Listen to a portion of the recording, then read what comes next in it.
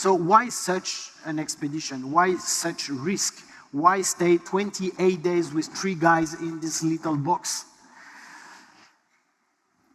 Because it worth do it. There are amazing ecosystems deep here called Coralligenous reef. I prefer to call them coral reef of the Mediterranean Sea. Because first, it looks like coral reef. And second, because here as well, living beings are building their own ecosystem. Layer after layer, there is the builders that build. There is also the destroyers that crack and dig the others. And the ecosystem need both of them. They need builder and destroyer to create this full of cave, this chaotic reef, very rich in place to hide. That's very important, this different kind of species. I would say that this ecosystem are kind of natural proof that diversity is a promise of sustainability. And that's right into the wild, and that's right also into a society.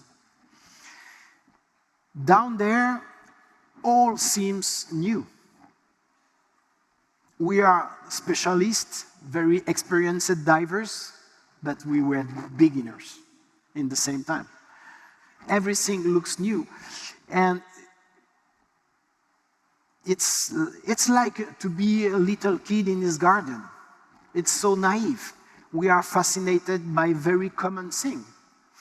The point is that all these creatures are not rare, but it's so rare to visit them. And you have this strange feeling to be the first, to swim in pristine, remote place, even if you are just so close to Marseille, so close to Saint-Tropez, so close to Monaco. And you have the feeling to be in another planet, at least during a few hours. Because sometimes, suddenly you see some stuff, you say, oh, what's that? And what's that? That's another truth. That's the other truth of the Mediterranean Sea, a huge human impact on the French Riviera. And the most incredible is that that's a good water station that do that. It's a good one. So don't believe that even the best technology change our wastewater into drinkable waters. That doesn't work.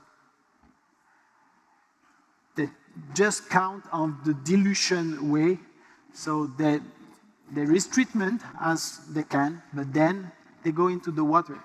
They go into the sea. Here as well. And to see that, of course, it's sad.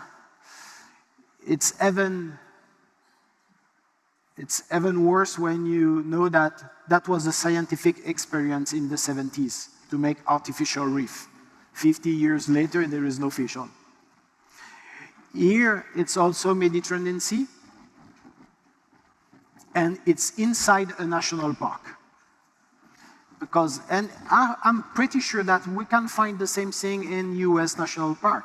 A national park is not an aquarium, it's not something closed. If there is current, if pollution comes from the sky, that will be the same, even if it's a national park. That's a reality. But of course, I don't make this job for that. I don't spend so many energy to make this dream to spend 1 month at the bottom to dive and to testimony that, to witness that. I do this job to show that there is still some pristine place, as there's sponge columns, as there's field of flower-like worms, this pinnacle of yellow corals, and this white forest of black corals. And for the very first time in my life, I didn't have to look at my watch every minute. I can spend hours looking in the details of everything, no more in a hurry because of the decompression. Allowed to wait and see and observe what happens, like on land. And hundreds of the narwhal shrimps, their eyes like mirror balls, but most important than their eyes, their antenna that make a network always connected to communicate each other. The very weird bullfish, impressive, huh? With this flat and dorsal head, so strange. And yeah, that was so, we were visiting huge places, but focus on so tiny species everywhere. And once again, the difficult thing was not to find all these magnificent species. It was just to reach the universe. And then that was so easy to find new, never photographed species, like the copper cod here, for the first time on photos, like the Ferrari crab, of course. And maybe more amazing, it's to find some very common species, very common ones, but in uncommon size. We forgot that if you let a lobster alone and quiet, it can become like that before to be in your plate. Some giant John Dories, giant eels like that, or this huge monkfish.